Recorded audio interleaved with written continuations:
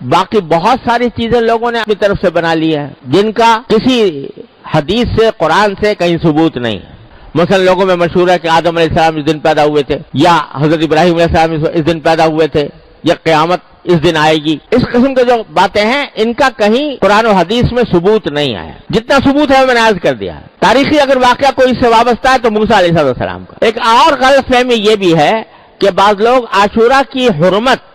اور اس کی عظمت اس وجہ سے سمجھتے ہیں کہ اس دن میں حضرت حسین رضی اللہ تعالیٰ عنہ کی شہادت واقع ہوئی۔ اس میں کوئی شک نہیں کہ حضرت حسین رضی اللہ تعالیٰ عنہ کی شہادت بڑا ہی المناک واقعہ ہے ہماری تاریخ کا، لیکن عاشورہ کی حرمت اس کی وجہ سے نہیں۔ حرمت تو میں نے عرض کیا پہلے سے چلی آ رہی ہے، ابراہیم علیہ السلام کے وقت سے چلی آ رہی ہے، بلکہ حضرت حسین رضی اللہ تعالیٰ عنہ کی فضیلت میں ایک فضیلت یہ بھی ہے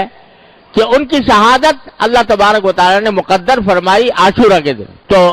یہ ان کی فضیلت ہے، لیکن اس کی وجہ سے محرم کے اندر کوئی فضیلت عائد نہیں ہوتی۔ اور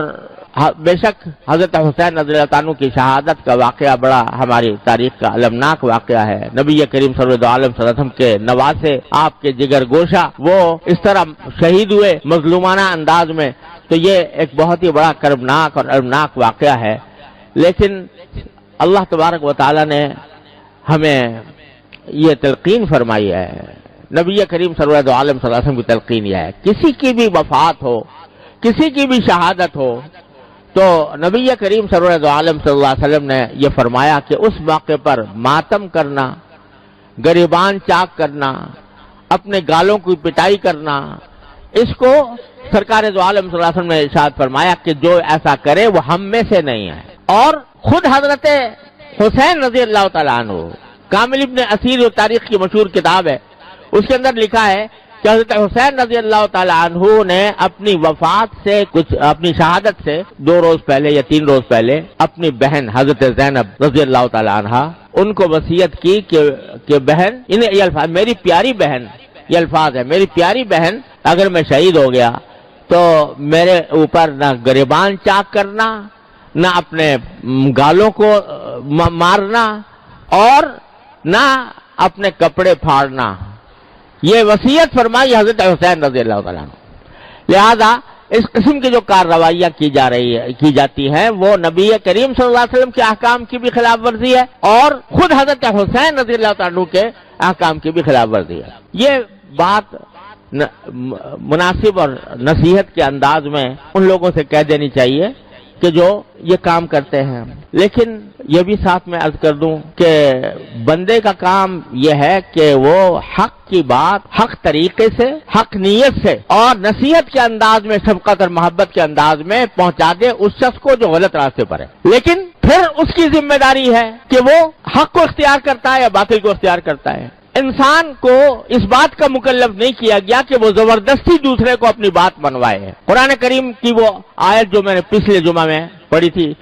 نبی کریم سرور عالم صلی اللہ علیہ وسلم سے اللہ تبارک و تعالی نے خطاب کر کے فرمایا لست علیہم بمسیطر فذکر انما انت مذکر، نصیحت ضرور کرتے رہیے، آپ نصیحت کرنے والے ہیں، لست علیہم بمسیطر، لیکن آپ ان کے اوپر داروغہ بنا کر نہیں بھیجے گئے کہ زبردستی ان کو ہدایت کے راستے پر لائیں۔ جب کافروں کے بارے میں نبی کریم صلی اللہ علیہ وسلم کو یہ ہدایت دی گئی ہے تو اگر کوئی غلط راستے پر ہے، مسلمان اسلام کا دعویٰ کرنے والے، ان کو بھی محبت پیار سے بے شک سمجھا دو، لیکن کوئی آدمی داروغہ نہیں بنایا گیا کہ زبردستی اس کو مجبور کرے کہ نہیں تم میری بات مانو اور اپنی بات چھوڑو۔ لہذا یہ جو ہمارے معاشرے کے اندر یہ ایک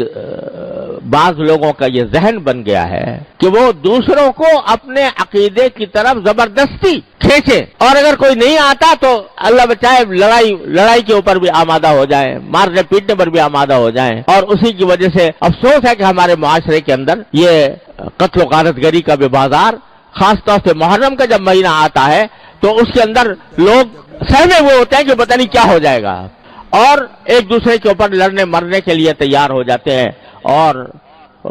دوسروں کے خون بہانے کے لیے تیار ہو جاتے ہیں۔ ارے یہ تو وہ مہینہ ہے کہ جس کے بارے میں نے شروع میں بتایا کہ کافر لوگ بھی، لڑائی اگر ہو رہی ہوتی تھی محرم کا مہینہ کے اندر، لڑائی ان کے نزدیک بھی حرام تھی۔ کافر لوگ وہ لڑائی کو اور کشت و خون کو، خون ریزی کو ناجائز سمجھتے تھے۔ اب اگر مسلمان اس محرم کے اندر ایک دوسرے کے گلے کاٹے، ایک دوسرے کے اوپر حملہ آور ہو، یہ بڑا زبردست عیب ہے جو اس قوم کے اوپر لگ رہا ہے۔ اس سے خود بھی بچنے کی ضرورت ہے اور دوسروں کو بھی بچانے کی فکر چاہیے کہ اس مہینے کے اندر کوئی لڑائی جھگڑا نہ ہو۔ حق بات کہنا ہر مسلمان کا حق ہے اور وہ دوسرے تک حق بات پہنچائے پیغمبرانہ طریقے سے۔ پیغمبروں کا طریقہ یہ نہیں ہوتا کہ وہ دوسرے کو گالیاں دے کر دوسروں کے اوپر حملہ آور ہو کر اپنی بات منوائیں۔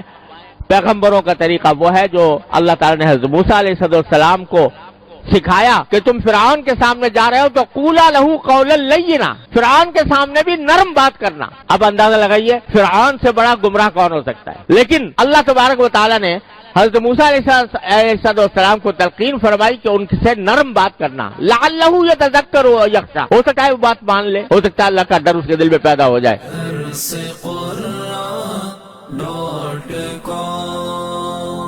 www.darsequran.com